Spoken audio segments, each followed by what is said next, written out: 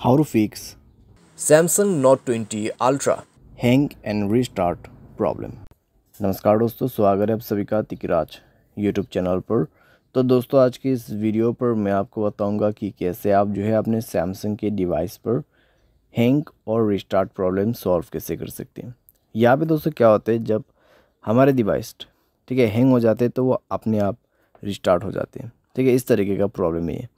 तो अगर दोस्तों आपकी जो डिवाइस है ठीक है सैमसंग का, वो भी अगर हैंग हो जाते, हैंग होने के बाद अपने आप रिस्टार्ट भी हो जाते, तो ये किस तरीके का प्रॉब्लम है, ठीक है, और आपको कैसे ये प्रॉब्लम फिक्स करना होगा, आज के इस वीडियो पर मैं आपको सॉल्यूशन बताने वाला हूँ।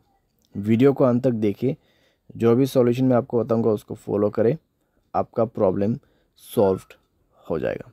ठीक है, वीडियो शुरू करने से पहले दोस्तों, अगर आपने चैनल को सब्सक्राइब नहीं किया है तो सब्सक्राइब करते हुए बेल आइकन को क्लिक करें।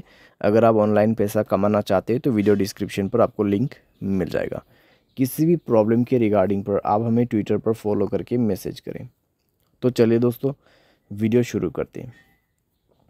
तो यहाँ पे दोस्तों जो हैंग एंड रिस्टार्ट प्रॉब्लम है, ठीक है, तो उसको फिक्स करने के लिए आपको सबसे पहले तो स्टोरेज में से क्लीन अप करना होगा। स्टोरेज को क्लीन कीजिए और मोबाइल पे कई सारे एप्लीकेशंस है तो उसको डिलीट कीजिए। ठीक है, बहुत बड़ा एप्लीकेशंस आप यूज़ करते हैं तो उसका डेटा को क्लियर करके यूज़ कीजिए, इससे आपका जो रैम है वो खाली होगा। ठीक है, और कोई भी दोस्तों एप्लीकेशन जो कि बैड एप्लीकेशंस होगा उनको भी डिलीट कर दीजिएगा। बैड एप्लीकेशन जैसे कि कोई अननोन वेबसाइट से इंस्टॉल किया हुआ एप्लीकेशन, ठीक है, तो उनको डिलीट कीजिए और अपने स्पेस को फ्री अप कीजिए। उसके बाद माय फाइल्स पे जाए और यहाँ पे भी दोस्तों स्टोरेज को फ्री अप कीजिएगा। ठीक है, जब स्टोरेज आपका 40 to 30% एम्प्टी हो जाएगा तब आप अपने मोबाइल सॉफ्टवेयर को अपडेट करेंगे। ठीक है, मोबाइल सॉफ्टवेयर को अपडेट करेंगे।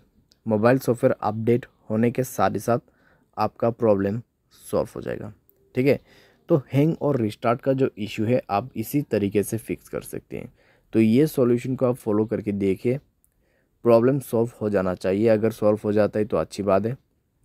अगर इसके बाद भी प्रॉब्लम आते हैं तो आपको जाना है general management, reset and then factory data reset. ठीक है, फैक्ट्री डेटा रीसेट पे जाके आपको डायरेक्टली मोबाइल रीसेट कर देना है। जैसे रीसेट करोगे आपका प्रॉब्लम सॉल्व हो जाएगा। तो इस तरीके से दोस्तों आप अपने हैंग एंड रिस्टार्ट प्रॉब्लम को फिक्स कर सकते हैं।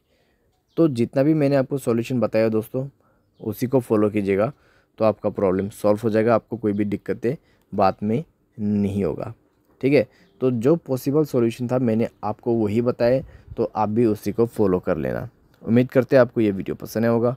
Thanks for watching.